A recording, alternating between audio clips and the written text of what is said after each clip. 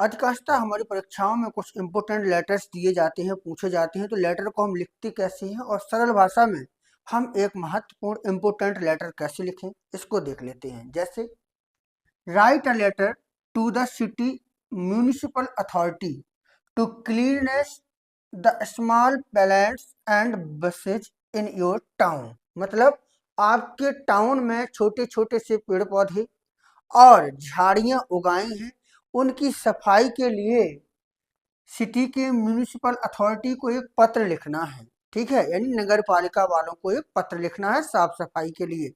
तो हम कैसे लिखेंगे? सबसे पहले करना क्या होता है कि आप लिखिएगा पहले यहाँ पर सेंडर एड्रेस, यानी कि जो पत्र को भेजी।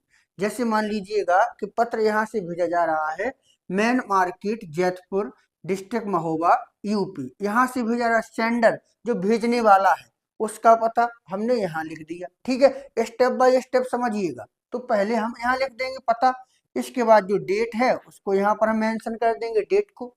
डेट के बाद आप लिखेंगे किसको, जिसको आप भेज रहे हैं, यानी रिसीवर, यानी प्राप्त करने वाला कौन है।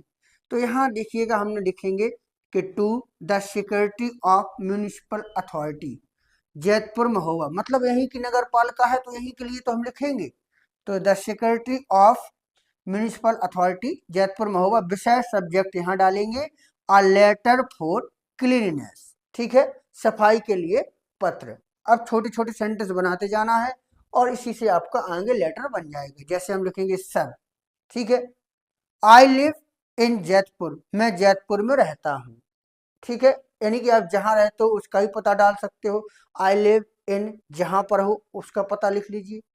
आई live in Jaitpur, this is a big town, this is a big town, यह एक बड़ा टाउन है। ठीक है, बट लेकिन there is dirtiness everywhere, there is dirtiness, dirtiness का मतलब होता है गंदगी, एवरीवेयर मतलब हर जगह, लेकिन हर जगह गंदगी है।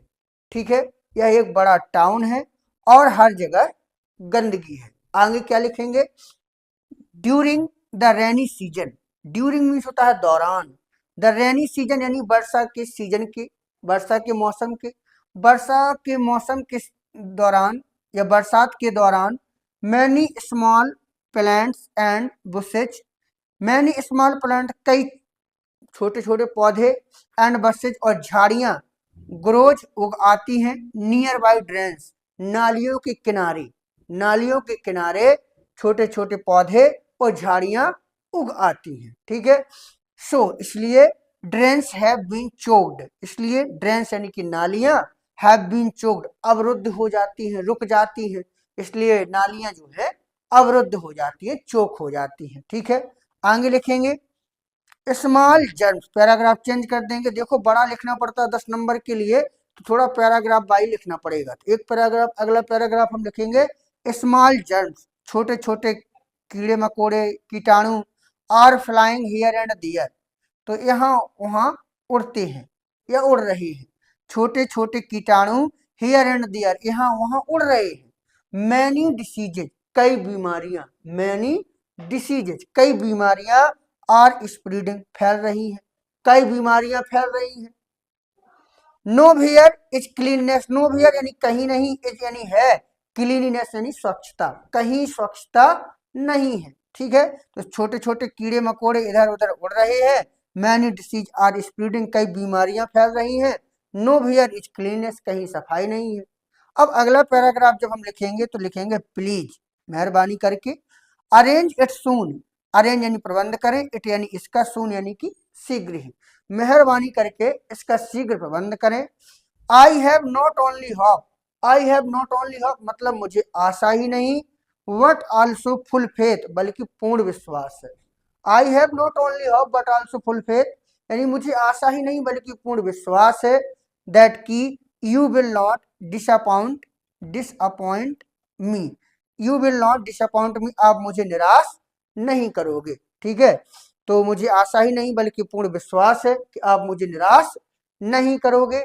यहाँ इसके बाद लिखेंगे हम thank you sir, yours sincerely, और एक्स वाई जेड अगर नाम दिया गया है तो आप यहाँ पर नाम भी मेंशन कर सकते हो, नाम नहीं दिया गया है तो आप यहाँ पर केवल एक्स वाई जेड लिख सकते हो। ठीक है, तो इस तरीका से हम लिखेंगे। ठीक है, तो पहले इस तरीका से रूपरेखा देख लीजिएगा और आप ऐसे लिखिएगा। अगर आप चाहते हो कि हमें वीडियो सबसे पहले मिले तो चैनल को जरूर सब्सक्राइब कर लें और हाँ, छोटा सा सहयोग जरूर करें, वीडियो को शेयर कर दें ताकि सभी तक वीडियो पहुंच सके। धन्यवाद।